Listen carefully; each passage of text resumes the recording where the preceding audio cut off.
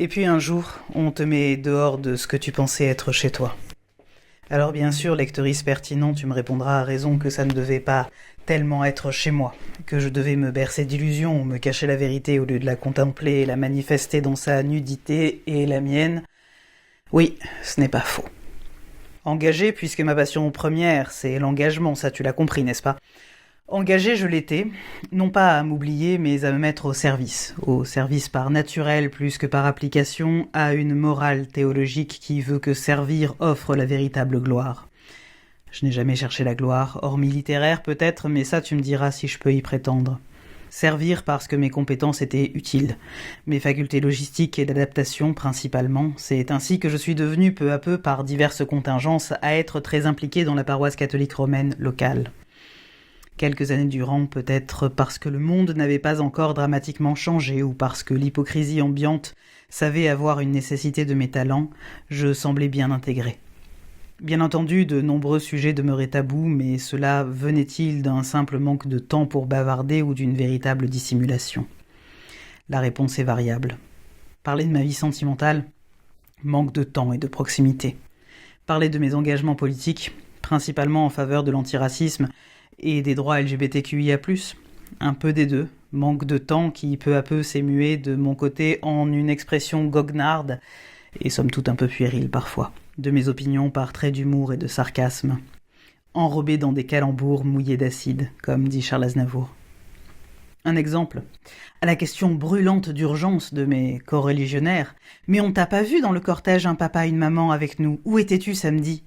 Je répondais avec un naturel désarmant et un air volontairement bonnet. « Oh, j'étais à une expo à Beaubourg avec mes amis gays. » Feindre l'imbécilité dans un milieu qui s'autoproclame tolérant et patient est un des viatiques les plus efficaces. Personne n'osera se mettre réellement en colère et elles chercheront une stratégie pédagogique pour vous remettre dans le droit chemin a posteriori. En attendant, on a le temps pour continuer notre travail de sape. J'avais acquis ainsi au fil des mois et mêmes années comme un sacerdoce intérieur de changer les mentalités de l'intérieur. Je m'y étais enfermé en tout cas.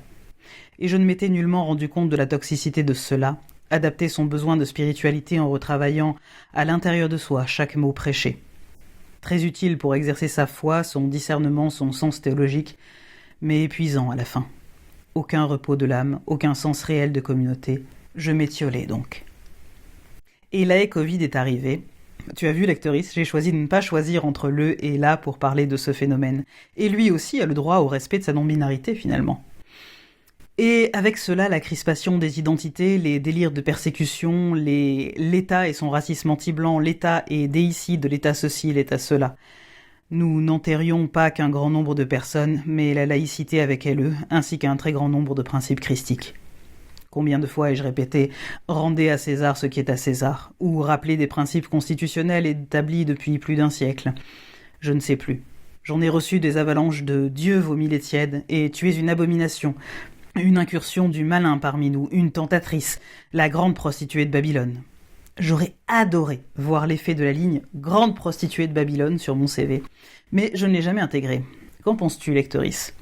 Ah oui, bien entendu, tu es quelqu'un de sensé.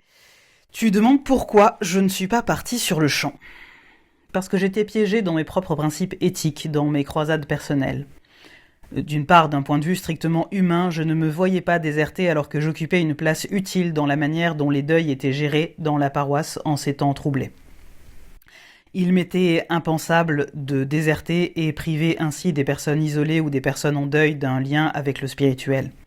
Je pense que cela se comprend d'autant que, même si nous ne savions pas combien de temps cela durerait, il était sûr que la situation Covid finirait par se tasser. La deuxième réponse, c'est que plus on t'attaque grossièrement et grotesquement, lectrice, plus tu te persuades que tu déranges et que, en conséquence, ton message de poil à gratter spirituel laisse son empreinte. Erreur, oui. Je le sais maintenant, mais pas à l'époque. L'accumulation a cela de bon que tant va la cruche à l'eau qu'à la fin elle se casse, et je me suis cassé. Voter avec les pieds, mon côté soviétologue, probablement. Je ne te reproduirai ici aucun des propos de plus en plus scandaleux que j'ai pu entendre, à caractère raciste, antisémite, anti-musulman, anti-queer, etc., qui tenaient du banal et de l'intériorisé de plus en plus libéré par les biais d'entre-soi et d'auto-validation que le confinement a su créer dans chaque groupe humain. Et bien entendu, la défense du clergé avant celle des victimes dans toutes ces sinistres affaires de pédophilie et autres abus. Dois-je te rappeler que l'on pardonne facilement à un homme de battre sa femme s'il se confesse, mais pas à celle-ci de divorcer quoi qu'il advienne? Oh, bien sûr, les grandes lignes du dogme bougent lentement. Lentement, justement, et à géométrie variable selon les diocèses, les prêtres, les assemblées, selon ce que chacun sait des autres, les rumeurs, le qu'en dira-t-on, et tout le reste. Et c'est bien cela qui m'a lassé et poussé à partir.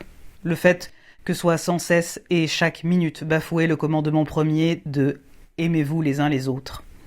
Cela bien plus que les injonctions à me repentir et marquer chaque jour plus mon humilité. Pourquoi, lectrice ? Eh bien parce que j'avais atteint l'âge fatidique de 30 ans et que je n'avais toujours pas porté de fruits. Comprends ici, lectrice non avertie, avoir des enfants. Peut-on penser qu'une femme puisse porter d'autres types de fruits par la pensée, ou la spiritualité, ou autre chose ? Pis encore, je n'étais même pas mariée et mon mode de vie semblait montrer mon éloignement volontaire et acharné de la chasteté d'une vierge consacrée. Les vierges consacrées dans l'église de Rome sont des sortes de religieuses laïques qui vivent dans le monde de manière modeste et exemplaire en étant chastes, pauvres, au service de tous. Pour te faire une brève explication. Donc, elles ne vont pas en soirée, elles ne boivent pas, elles ne fréquentent pas de milieux interlopes, elles ne parlent pas trop fort, elles ne cherchent pas à gagner leur vie par leur création artistique, ne s'opposent pas aux enseignements du clergé. Je pourrais continuer la longue liste, mais tu as l'idée ici de tout ce qu'on me reprochait. En un mot, je ne correspondais à aucun des modèles féminins licites dans ce contexte socio-culturel. J'ai ainsi, parmi d'autres régressions dans mon bénévolat, été banni de mon rôle de sacristain régulier pour cause de détention d'ovaires, ce qui me rendait, comme il convient, impur à pénétrer les lieux apparemment. Mais ce ne sont pas les attaques à mon égard qui ont fait déborder le vase. Ce fut une énième manifestation de la bigoterie menant à la haine de l'autre et la sacralisation du trauma religieux. L'exclusion pour cause de différence sociale, l'exclusion parce qu'une personne n'est pas assez digne. Je l'ai dit au début de cet ouvrage, je ne conçois personnellement pas de plus grand péché que de briser chez quelqu'un le lien à son intériorité et à la transcendance.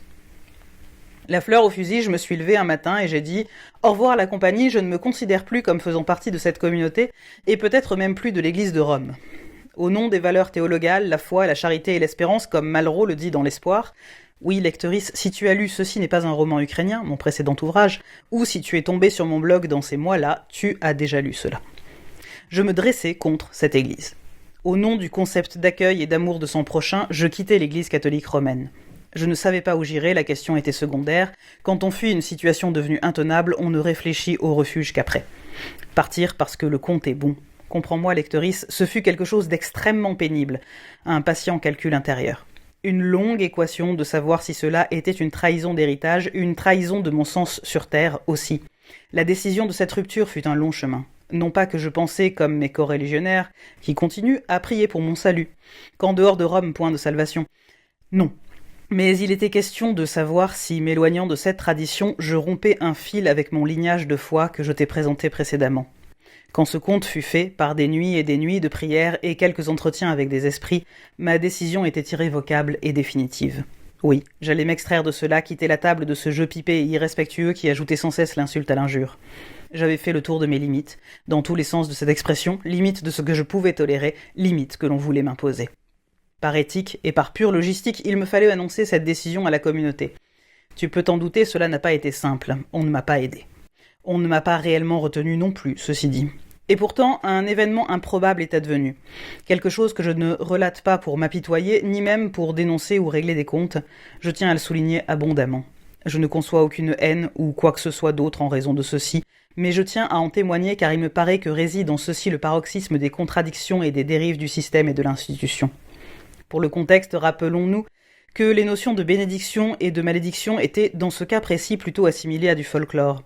Que l'on proclame plutôt à loisir que les exorcismes ne se pratiquent plus, les grands actes expiatoires non plus.